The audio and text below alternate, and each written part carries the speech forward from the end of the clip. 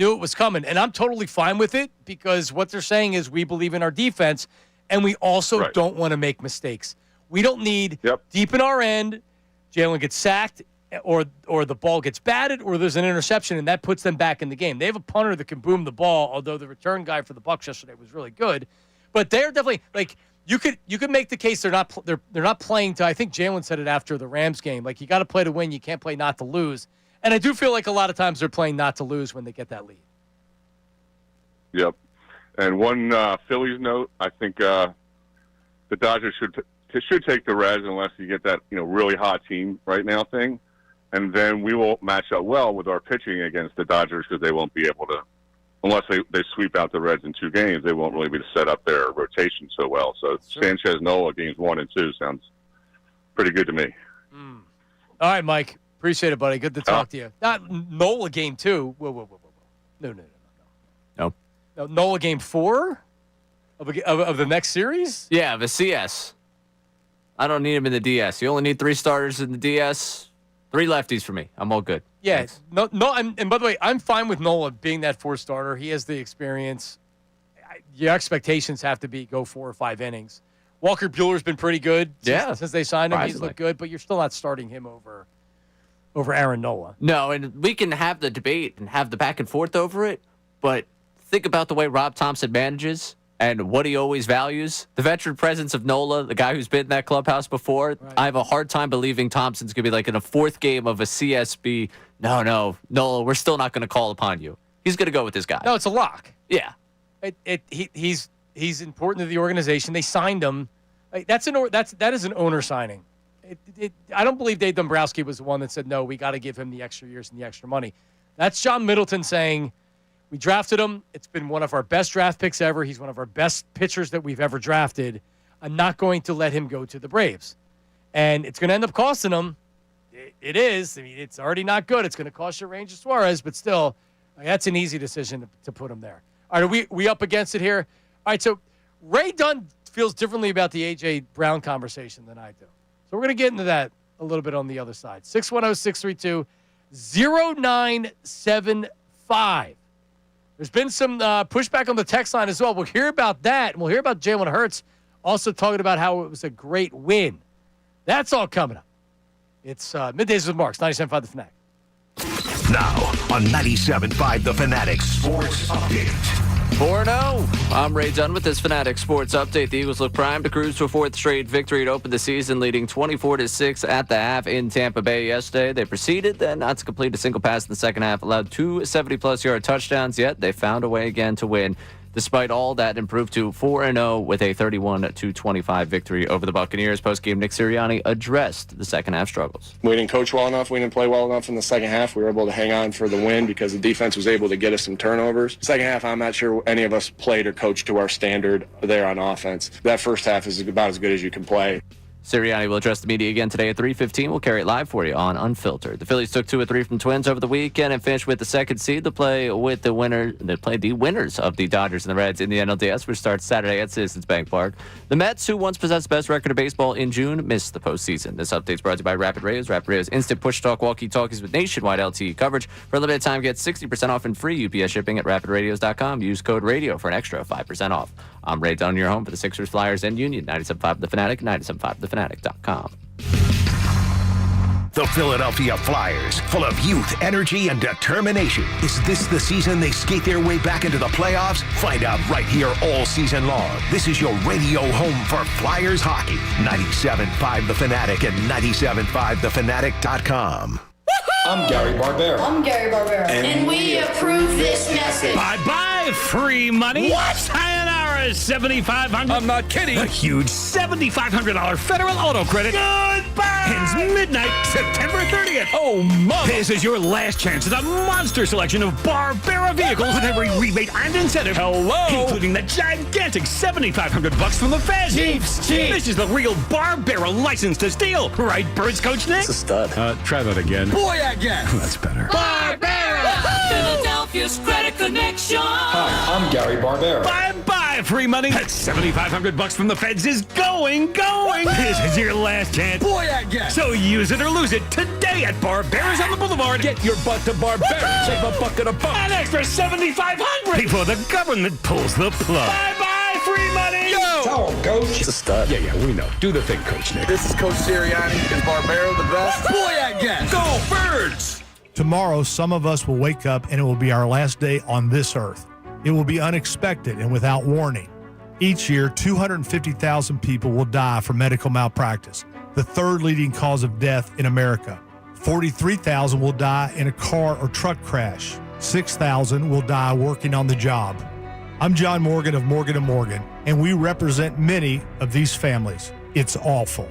Unfortunately, many times, some of these family members are not speaking and never get to say, I'm sorry or goodbye. If you're at odds with a loved one, listen closely. Pick up the phone. Call them. Say you're sorry. I promise a huge burden will be lifted from your heart and your soul will be renewed. Even if you're not wrong in your own mind, it doesn't matter. Death is bad enough. Death without closure and love will follow you the rest of your days. Trust me on this.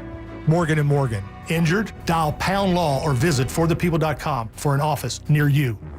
You're on the list for Macy's Fall VIP Sale. That means you're invited to save big on this season's top designer looks at prices you'll love. Like an extra 30% off Calvin Klein, Steve Madden, Hugo Boss, and more. Plus, get 15% off beauty and fragrance from Estee Lauder, Lancome, and so many others. This only happens a few times a year. Don't miss the Fall VIP Sale. Today, only at Macy's. Savings off regular and already reduced prices. Exclusions apply. It all comes down to this, folks. Yep, the entire season is on the line. But my throat has officially thrown in the towel. Sounds like you need Vicks VapoCool drops. They're max strength and vaporize sore throat pain. Whoa! These VapoCool drops hit fast. Speaking of fast, did you just see that play? Yeah, he vaporized that ball. That pun should have come with a penalty. Vaporize sore throat pain with Vicks VapoCool drops. Use as directed. Comcast Business can help turn your small business into a connected, secure, modern business. It's how retailers become constantly connecting must-visit shops. How restaurants become reliably up and running neighborhood favorites. How healthcare offices become the data-protecting caregivers that we all depend on. And how wealth management firms become cyber-securing guardians of your information. With reliable connectivity, enhanced cybersecurity, and Wi-Fi backup, your business can stay connected and get threat-ready with Comcast Business, powering possibilities. Get started with our reliable business internet. Plus, stay connected when you add Wi-Fi backup for just $35 a month and ask about a $500.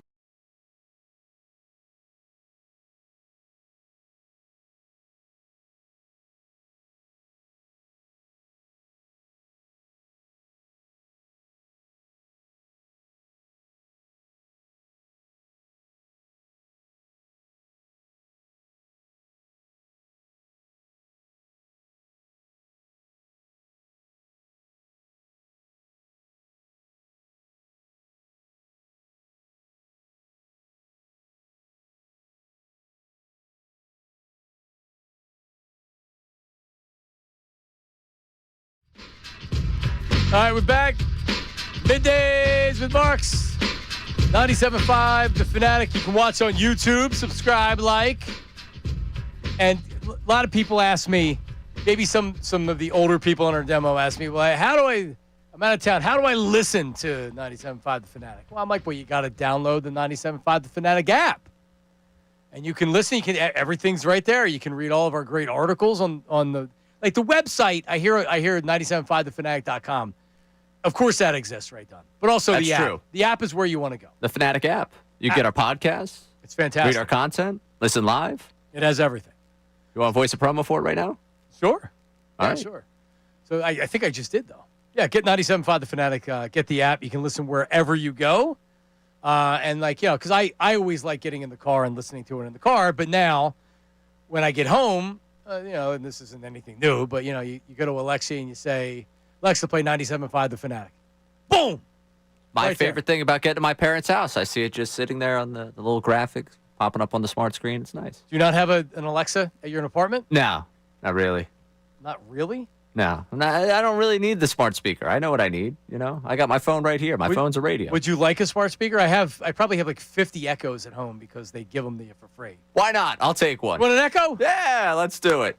Wow, one day working with you, I've got an Echo now. I mean, What will tomorrow bring? I mean, maybe a Lebanon bologna sandwich. You never know. Don't tease me with a good time here. I have your thought. All right, so A.J. Brown, week 1, 1 target, 1 reception, 6 yards. Week 2, 8 targets, 5 receptions, 27 yards.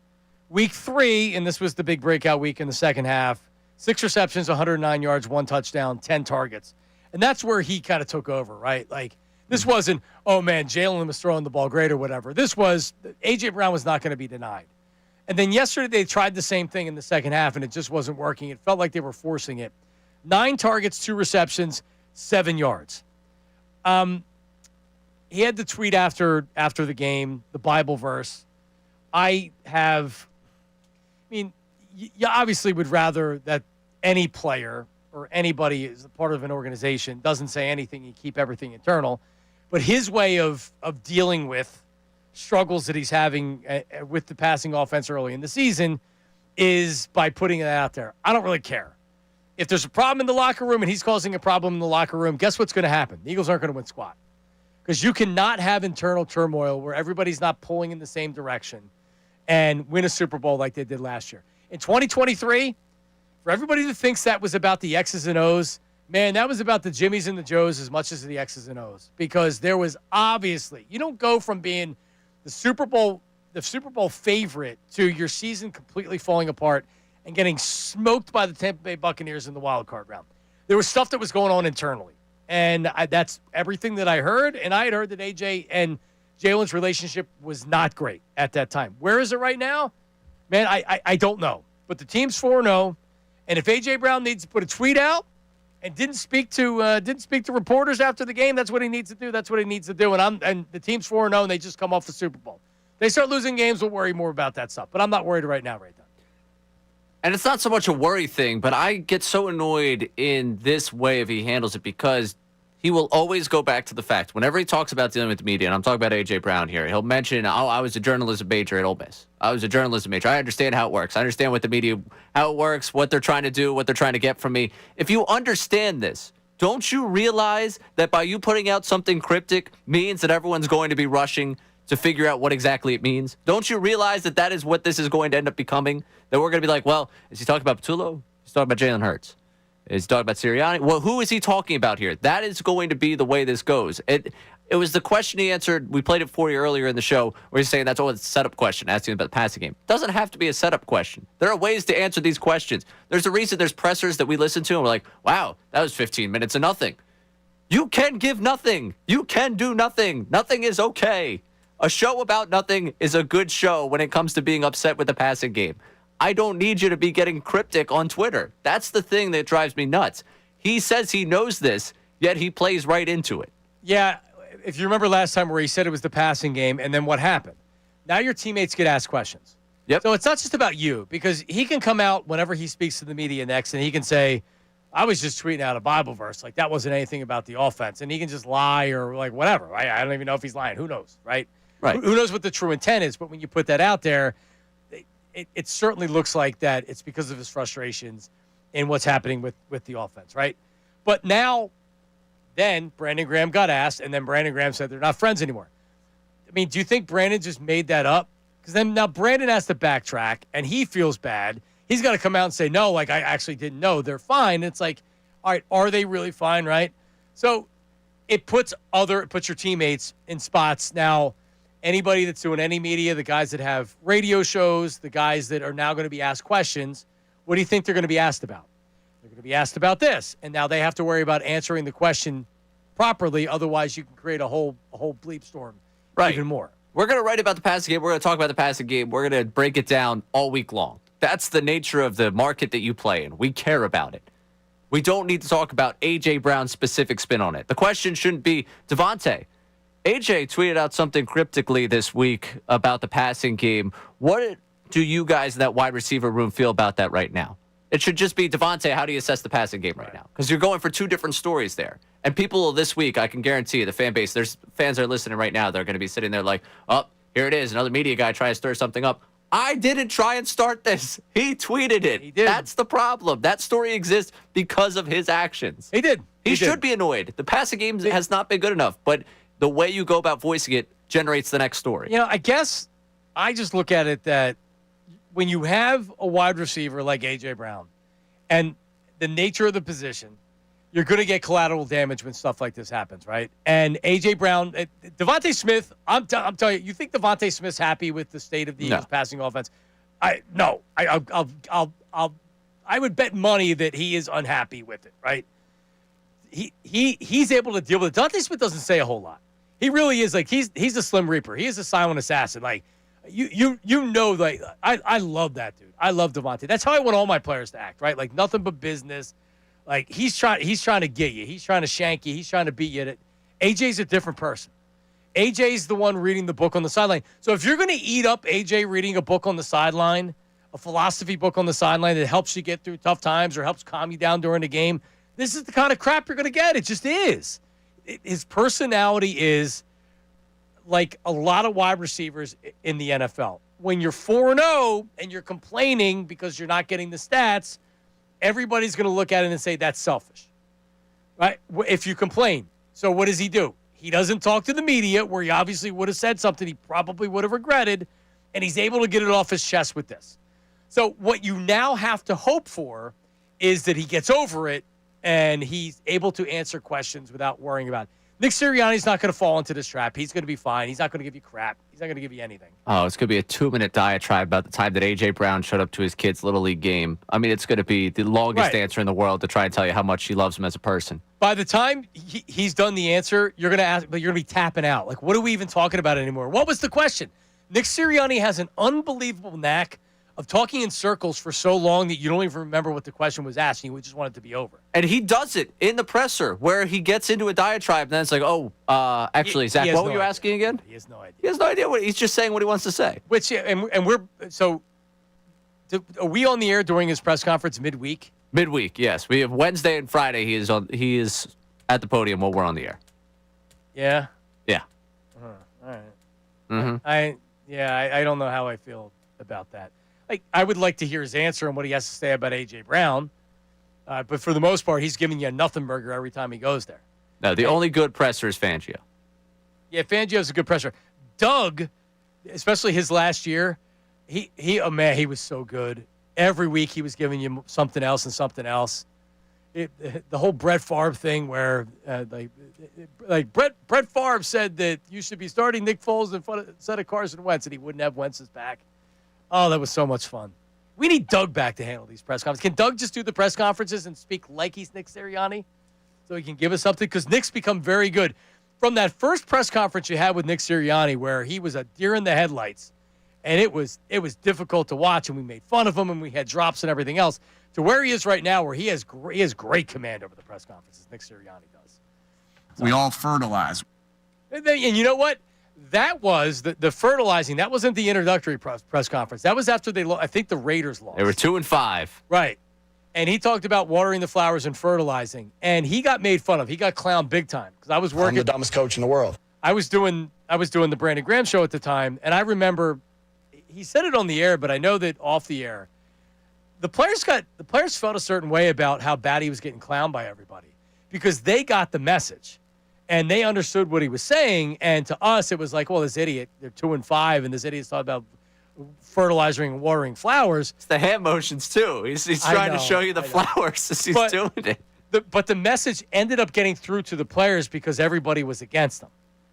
And it ended up working, and they went on a nice run right there. But, yeah, Nick's not giving you very much these days. All right, coming up, Jalen Hurts, his role in the passing offense. How much blame does he have for the passing offense looking terrible? We'll have that coming up right after this. Marks, Middays, Marks and Middays. What is it, Ray? Middays with Marks. Middays with Marks on 97.5 The Fanatic.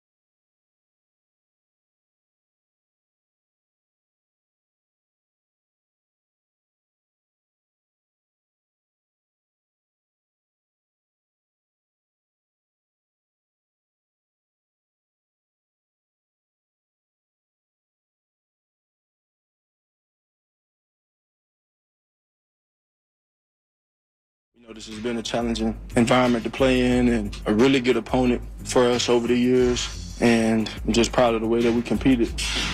Didn't quit, found a way, played very well situationally to an extent. Obviously a lot that we can improve from, but it's always good to get a win out here. And they don't come easy. And so we had to go out there and earn it, and we did.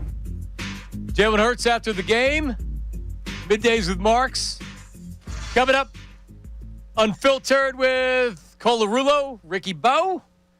Top of the hour right here on 97.5 The Fanatic, on the app, and on NBC Sports Philadelphia. How much does Jalen Hurts deserve the blame for what's going on with the Eagles passing game? So I think what you have to do is, first of all, you have to kind of let's look at the big picture of just how bad has it been.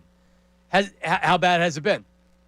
Like, if you dig a little bit deeper and you look at what the Eagles have done this year, when it's been bad, it's been bad. And that's part of the problem with it is when it's been bad, first half against the Rams, when it's been bad, second half against the Bucs, it's really bad. And it felt like the Eagles were hanging on for dear life yesterday to win that game because they couldn't get anything going. And the natural finger to point at is Kevin Patullo. Normally it would be Jalen Hurts in previous years, but he just won a Super Bowl and he won a Super Bowl MVP. So now, based on what happened in 2023, with the new offensive coordinator with no experience, now we're looking at it and we're worried about the same thing, which is fine. But ultimately, the quarterback is the quarterback. Kevin Patullo can call plays. They can come up with schemes and everything else. And unlike any other sport, the coaching and the X's and the O's in football mean more to the players than any other sport. Not even close, right? You know a well-coached team. You know when you have hey, he's a really good play caller. I think Shane Steichen, when he was here, you saw that he was really good. Like he saw what he had, and he made the most of it. And I think he's doing this year a good job in Indianapolis. But I think the criticism of Patullo is a bit over the top. And Jalen Hurts needs a lot of the blame in the passing offense when it struggles. Like yesterday, he missed. They were up 24-6, and AJ had a one-on-one. And if Jalen puts that out there, and he ended up throwing it, I think, out of bounds. It was on the left-hand side. AJ had a step, and in the NFL, all you need is a step. Yeah, this isn't college where you're wide open by 10 feet. So Jalen, who's normally very good at throwing the deep ball, he was off yesterday. He was off on a couple different throws. He wasn't good. It wasn't good yesterday. He just wasn't. Even the A.J. Brown, one of A.J.'s catches for the first down, it was on a third and something, was behind him. And A.J. had to make it, and it was a contested throw because it was behind him. And A.J., with those strong hands and his physicality, he was able to make the catch and get a first down. So do I think that part of A.J. Brown's frustrations lie in that Jalen isn't as a pure passing quarterback isn't great? Yeah, I do. Part of the problem and the hard thing with trying to judge Jalen Hurts, and I think when a lot of people do the top five is an elite quarterback, is you look at him throwing the ball. Now, you go back to the Super Bowl and you say, well, he's not playing Pat Mahomes, which is true. But there's also a lot of instances where you watch him as a passer and you're like, if he doesn't do all those other things, then he's not a great quarterback. The fact that he's able to do all the other things, from the running, the design runs, the scrambling, the tush-push, that's what makes him a great quarterback, is the total package of what he's able to do. As far as being a pure passer, he's not great. Let's not fool ourselves. And do I think AJ is frustrated with all that? I do. I do think he's frustrated with all that. And Jalen's got to be better. It was 0-8 yesterday. He also was amazing in the first half. He has to be a more consistent passer. It would be my objective view on Jalen Hurts. And I think from what you're talking about with that pass to AJ, I thought that was something that set up what we ended up seeing, that 3-and-out where they go to him 3 straight times. Like AJ, that was supposed to be his moment. He's supposed to catch that pass. That's supposed to be their, not to steal the phrase from the Super Bowl, but to steal the phrase, the dagger. Like that was supposed to be, you're up big at that point. AJ's got to step on him. He's open, hit him deep, Close out that game. That's supposed to be your one play that like seals everything up. We don't have to worry about this. And when he doesn't get that, I can feel the frustration now, having watched this play out over the last 24 hours, of it's bubbling over with AJ. AJ's like, those are the plays that are there for me. You're not getting it to me. You're not getting it to me. And then the only plays where they're actually going to him are the very predictable AJ Brown over the middle of the field. Right. And that's, I think, where his level of upsetness comes from, where he is just not engaged with this offense because it's not necessarily playing to all of his strengths. And part of that comes back to Jalen Hurts. Now, the text line today, as you can imagine, if you're not going after Patullo, you're going after Jalen Hurts today. Right. Nobody has really taken the side of this is someone beyond the two of them where it's the problem. And Hurts, we had it was Sam from South Philly here. Everyone can dance around it, but the truth lies, Hurts not good enough. The quarterback did win last season, but look at what he had around him. Hurts yesterday in the second half is the quarterback that Bowles has shown him to be multiple times. Is he, though? Because we're really cherry picking a half of a game. And I hate to be the one that says, well, look around the NFL and look at it. Like Justin Herbert was bad. And I didn't see the game. But everything that I had saw from the highlights and what I read was that Herbert was bad. He threw 2 interceptions yesterday. Right. You know what's crazy? The fact that Jalen Hurts is so conservative and the play calling around Jalen Hurts is so conservative that if he doesn't turn the ball over, and they didn't again, it's almost like one of the best things that they do is they're not turning the ball over. They're so conservative. With the main thing. Right. So it's difficult. It's so hard with Jalen Hurts to say, like, all right, well, this is exactly what he is, because he does a bunch of stuff that makes him successful. And by the way, it does help that he has a great offensive line that's not necessarily great right now. It does help that he has great talent around him, and the defense has been good. But, I mean, like, honestly, it's one thing that we haven't really talked about today.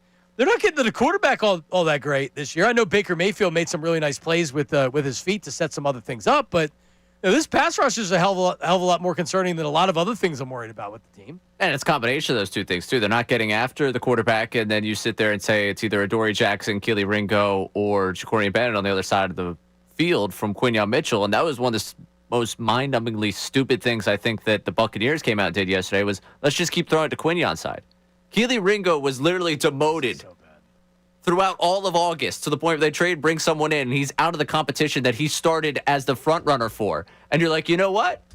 Actually, let's go after the corner last year that was one of the best rookie corners we've seen in quite a while. That's the plan today. We're going to go that way instead of going to the other side of the field. Well, because he was traveling, as I like to say yesterday. You've got talent there on that offense besides there. Godwin's back. Yeah. I know Sterling Shepard's not exactly your high-quality wide receiver, but it's not like Keely Ringo is your starting quality cornerback in this league right now. Like, go to that side of the field. How bad is he as a tackler, by the way, Keely Ringo? The best, yes, sir. He gets credit for Holy cow. He slowed down the runner. It's like, yeah, he needed 2 more guys to come finish that tackle for him. It felt like every play in the second half where the Bucs got a gain, they were – because, I mean, the Bucs do have some – They have talent on offense. That's a talented team. The Bucs are a better team than I think Eagles fans are giving credit for today, because we're mad at the offense and what it looked like. But Bucky Irving, one-on-one with Keely Ringo. I mean, it looks like me out there trying to tackle Bucky Irving. It's so bad. It was bad. It's so bad. And he's not the only one in that secondary, too, where I sit there like, we'd have the people that call in with the, why don't they practice tackling? And you have that moment as like that type of fan where you're like, who taught this guy how to tackle? But they are good tacklers. It's just that Keely Ringo he's not athletic enough. He's big. I mean, honestly, I had to be like, who's number 7 again? Because I thought it was like a backup linebacker that was in there, because he's 6'2". Right. So it's not like you're used to corners, you don't realize it. I can't imagine Mitchell's any more than 6 foot or something like that. Right? So like you're used to, Ringo looks big. He looks like he should be a safety, but he can't tackle. He's not athletic enough. He was a 4th-round draft pick, so he's a mid-round draft pick for a reason. Mid-round draft pick. They put a lot of eggs in that basket, though. Yeah, but did anybody really believe that Ringo was going to be the guy? It reminded me, and I actually said it at the time, when Andy Reid and the Eagles let Jeremiah Trotter walk, and they said, "Well, we have Mark Simoneau. Mark Simoneau is going to be our guy. Mark Simoneau. And it became very clear that Mark Semino wasn't going to be the guy. But it's the way of the organization of saying, like, well, this is going to be our guy until he's not the guy anymore. And they gave him the first shot to win the job and very quickly pivoted to Adoree Jackson. And then they made the trade for the cat from the Raiders because they realized, hey, this is going to work out. So Ringo got another opportunity yesterday. I mean, I thought he was actually pretty good early. But that second half was an abomination. I don't know how many missed tackles he had, but it looked like he was on ice skates out there. Well, the two safeties, too, Makuba and Blankenship on the long touchdown. I can only imagine Fangio's conversation, the two of them after the game after that. The one thing you can't do for that defense is let someone get beyond you. To let both of you have the deep receiver beyond you is just a disaster. They got turned around. It's like, I mean, you got to give Tampa credit for the plays. A little bit fluky. How was able to, they were able to fit it through, and it's like, how did that even get past the defensive backs? You give them credit, but still, it's not like that there was a blown coverage or he was open by 3 feet and he got beat. This isn't a who are those corners back in the Chip Kelly days that were just so bad? Bradley Fletcher, and Kerry Williams. Kerry Williams, yeah, right? There you go. Kerry Williams, he skipped mini camp because he had what was it that he had? He had something that was getting delivered to his house. Yes, it was the living room. The thing in the living room that you put up on the mantle or whatever. Yeah, this isn't like Keely Ringo is. Keely Ringo is not physically equipped to be a starting corner in the NFL. Adoree Jackson's more athletic. I'm not telling you Adoree Jackson's any good. He's not, but he's better than Keely Ringo. And the combination of what we're talking about here, though, with the pressure and that corner that you don't feel good about, is really the biggest pressure point I have with this defense. Right and Josh Jobe, who, if you've watched Seahawks games a couple years, he's developed he's a starting corner for him. He's their number 2 corner, and he's the one guy they let go. All the other corners that they kept, all the other young corners that they kept, they let the wrong guy go. Well, that was the storyline. What was it, camp 2 years ago or the year before? Oh, this is the most good corners they've had here forever, and the one corner that's not here from that camp a couple years ago. And all the other guys suck. All right, give me a couple texts before we get out of here. All right, we got an unnamed texter here. John, welcome back. Good to hear you again on the air. I think people are quickly blaming the offensive coordinator, but this is a Sirianni offense. It's how it looked in 2021 when he called plays, 2023 with Johnson, and now this year the offense lacks levels in the passing game. It's actually a Jalen Hurts offense because they're running a college offense with Jalen Hurts. It's very simple, and it's a lot of RPO, although I haven't seen a lot of RPO this year. All right, give me one more. All right. Welcome back, Johnny Marks. Look forward to having you back. This is Bob from Vermont. Haven't listened since the John and Sean show back in the day. Love that show for the two of you guys. As for this Eagles team, I'm not worried about them. 4-0 with plenty to learn from. And if you look at the schedule coming up, I'd be shocked if they're not 8-0. 7-1 worst case. They're not playing. They play Denver next week, and Denver plays tonight, so they're on a short week, and they gotta come here. Yeah, they have the Giants. They have Denver. Who else do they have there? I was looking at it this morning. They're going to be 8-0. And then we'll still be complaining about it. Yeah, it doesn't look pretty enough. I mean, this has got to be the worst 8-0 team of all time, right? Giants, Vikings without. I mean, even if McCarthy comes back. Carson masterclass yesterday, by the way. Giants twice. Yeah, Carson was terrible yesterday. Giants twice, but that's with Jackson Dart. Ha! Jackson Dart looked pretty good yesterday. And then you have Broncos, Giants, Vikings, Giants. Appreciate Nate back there. Screening calls. We'll be back tomorrow. Bill and Ricky are next. See you.